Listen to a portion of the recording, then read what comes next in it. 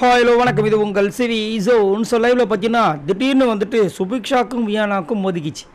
என்னையா சொல்கிறீங்க, உண்மையாவான்னு கேட்டிங்கன்னா நடக்குது.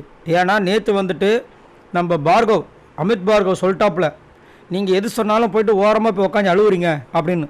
அவங்க நான் அழலையே, நீங்கள் ஒழுங்காக பார்க்கலாம், அப்பயே வந்துட்டு ஒரு மாதிரி வெறுத்தனமாக பேசியிருப்பாங்க. என்னடா இது வியானா இந்த மாதிரி பேசுகிறாங்க, ஓஹோ ரைட்ரா எல்லோரும் ஏற்றி விட்டாங்க போல இருக்குது.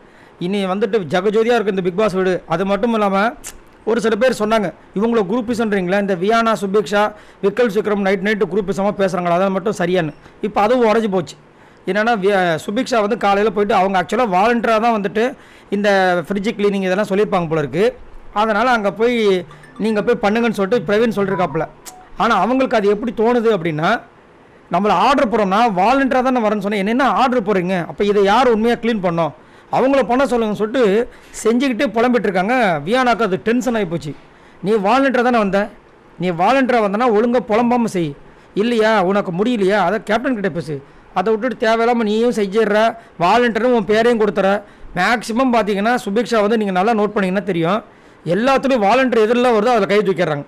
என்னென்னா ஒரு ஆர்வ கோளாறு, நிறைய பேருக்கு அந்த ஆர்வ கோளாறு இருக்கும், நான் பண்ணுறேன்ட்டு. அது மட்டும் இல்லாமல் இன்னொரு விஷயம் என்னென்னா, சுபிக்ஷா நீங்கள் நல்லா ப்ளே பண்ணிட்டுருக்கீங்க, ஆனால் எனக்கு வெளியே தெரியலன்ட்டாங்க யார், திவ்யா நேற்று நைட்டு. அதனால் வெளியே நீங்கள் படுங்கன்ட்டாங்க. ஒரு பெரிய தண்டனை பிக் பாஸை கொடுத்துட்டாரு. அதனால் நம்ம ஏதாவது பண்ணணும்னு சொல்லிட்டு அவங்க என்ன பண்ணுறாங்க, தனக்கு ஒரு அநியாயம் நடக்குதுன்னு சொல்லிட்டு அங்கே வந்துட்டு ஒரு விஷயத்தை புலம்புறாங்க. ஆனால் அது வந்து அவங்களுக்கு பெரிய இதுவாகி போச்சு.